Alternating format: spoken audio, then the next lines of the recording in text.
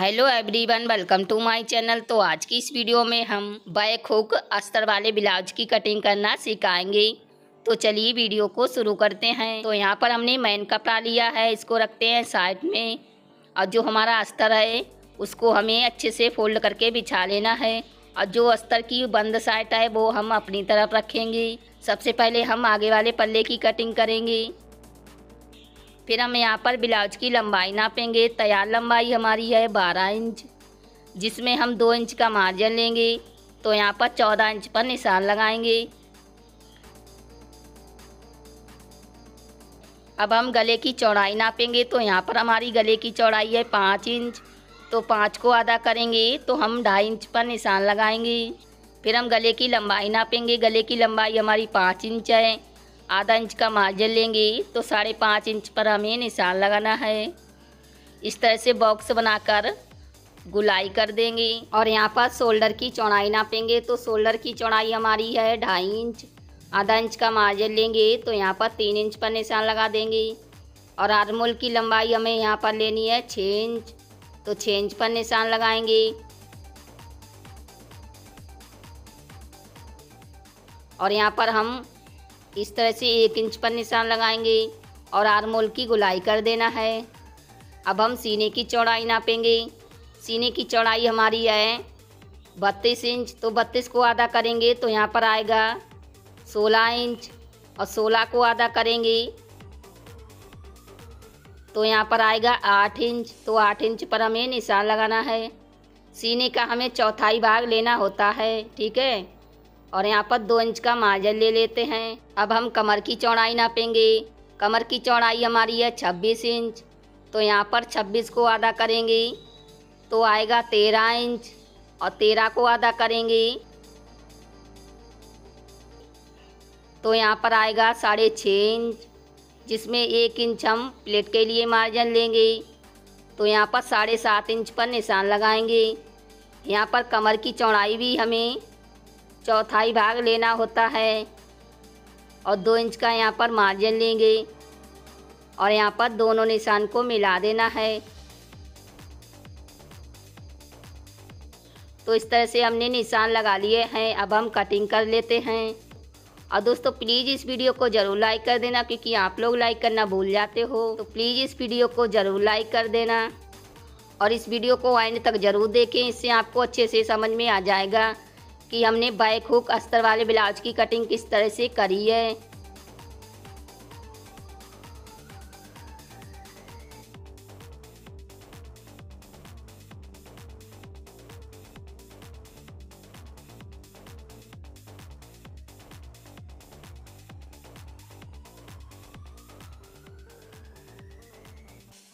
तो देखिए इस तरह से हमने आगे वाले पल्ले की कटिंग कर ली है। यहाँ पर जो बंद साइड है उसकी हमें कटिंग नहीं करनी है, क्योंकि ये बैक हुक वाला ब्लाउज हम बनाएंगे। तो अब हम प्लेट का निशान लगा लेते हैं। जो बंद साइड है वहाँ से प्लेट की चौड़ाई हम लेंगे 3.5 इंच। और यहाँ पर लंबाई हम लेंगे 4 इंच। तो इस तरह से लाइन खींच देते हैं। अब हम दूसरा प्लेट का निशान लगाएंगे। यहाँ पर हमें लंबाई लेनी है 3.5 इंच और यहाँ पर हम 2 इंच का गैप लेंगे। तो इस तरह से दोनों निशान को मिला देते हैं। अब हम क्या करेंगे, तीसरा प्लेट का निशान लगाएंगे। यहाँ पर भी हमें 2 इंच का गैप लेना है और इस तरह से तिरछे में लाइन खींचेंगे। तो यहाँ पर हमने एक तरफ से निशान लगा लिए हैं। अब हम पल्ले को घुमाएंगे और दूसरी तरफ भी निशान लगा लेते हैं। यहाँ पर इस तरह से छाप लेंगे। तो यहाँ पर दूसरी तरफ भी देखिए निशान लग गए हैं। यहाँ पर दोबारा से निशान लगा लेंगे, इससे अच्छे से निशान दिखेंगे। और एक प्लेट का निशान हम यहाँ पर लगाएंगे। देखिए इस तरह से बिल्कुल सीधा। जो हमने प्लेट का निशान लगाया है वो हमने 5.5 इंच की दूरी पर देखिए लगाया है लंबाई में। तो हमने प्लेट का निशान और पल्ले की कटिंग कर ली है। अब हम पीछे वाले पल्ले की कटिंग करेंगे। तो जो अस्तर की ओपन साइड है वो हम अपनी तरफ रखेंगे और यहाँ पर एक सीधी लाइन खींचेंगे।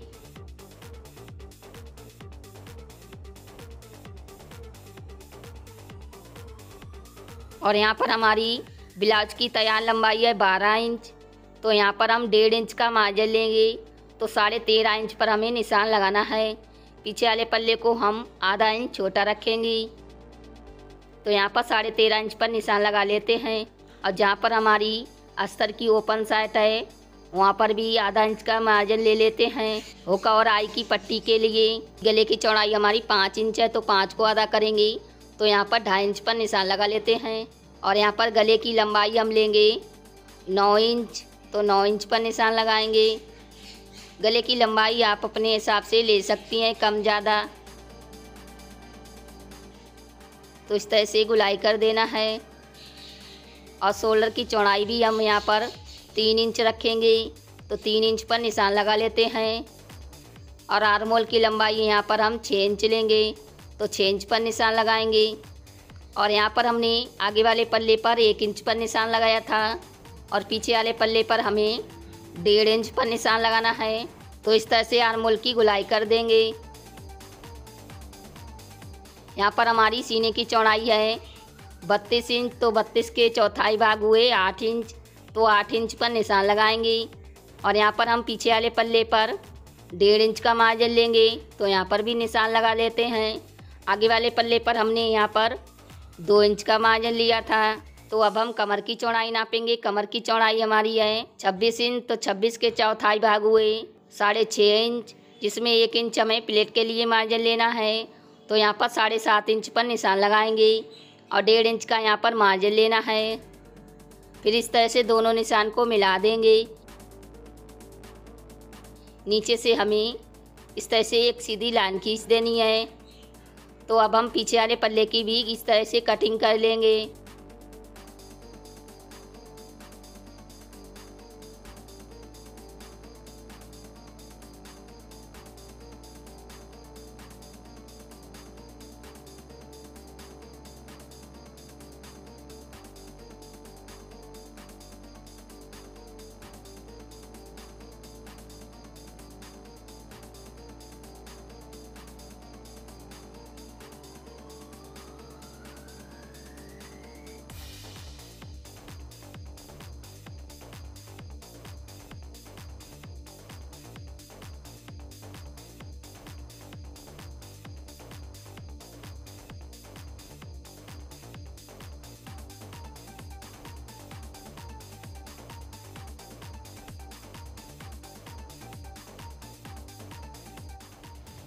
तो यहाँ पर हमने पीछे वाले पल्ले की भी इस तरह से कटिंग कर ली है। तो अब हम प्लेट का निशान लगा लेते हैं। जो हमारी आधा इंच का जो मार्जिन है वहाँ से छोड़ के हम प्लेट की चौड़ाई लेंगे 4 इंच। और यहाँ पर लंबाई हम लेंगे 3.5 इंच। तो इस तरह से लाइन खींचेंगे। 1 इंच की हमें यहाँ पर प्लेट की चौड़ाई लेनी है, तो यहाँ पर तिरछे में लाइन खींचेंगे। अब हम यहाँ पर कट लगा लेते हैं, जिससे दूसरी तरफ भी इसी के बराबर से प्लेट सिल सकें। तो अब हम क्या करेंगे, बाजू की कटिंग करेंगे। तो देखिए इतना सा हमारा जो अस्तर बचा है, तो इसी में से हम 2 बाजू निकालेंगे। तो जो हमारी पट्टी है इसको पहले हम यहाँ पर सिल लेते हैं। तो यहाँ पर हमने पट्टियों को सिल लिया है और जो अस्तर है उसको इस तरह से अच्छे से फोल्ड करेंगे और नीचे से सीधी कटिंग करेंगे।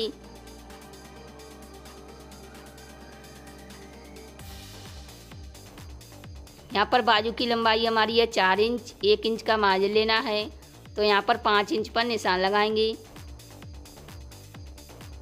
दोनों तरफ से।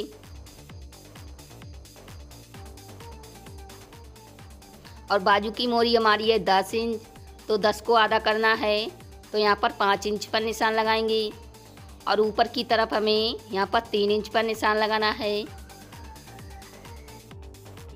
यहीं से बाजू की चौड़ाई नापेंगे। तो यहाँ पर हम बाजू की चौड़ाई लेंगे 7 इंच, तो 7 इंच पर निशान लगाएंगे और इस तरह से बाजू की गुलाई कर देना है। यहाँ पर हम दोनों निशान को मिला देंगे और इस तरह से 2 इंच का मार्जिन लेंगे। तो अब हम बाजू की भी इस तरह से कटिंग कर लेते हैं।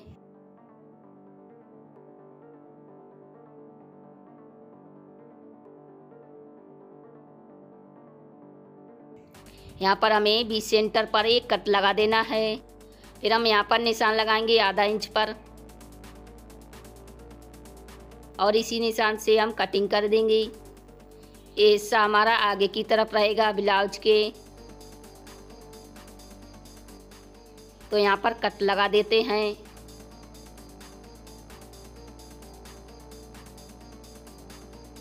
तो देखिए इस तरह से हमने बाजू की कटिंग कर ली है। यहाँ पर ध्यान रखना है कि जो हमने कट लगाया है वो हमारा आगे वाले पल्ले पर आना चाहिए। अब हम मेन कपड़े को लेंगे और जो हमारी लेस है उसको निकाल देंगे। तो यहाँ पर हमने लेस को निकाल लिया है। तो कपड़े को हमें इस तरह से फोल्ड करके बिछा लेना है।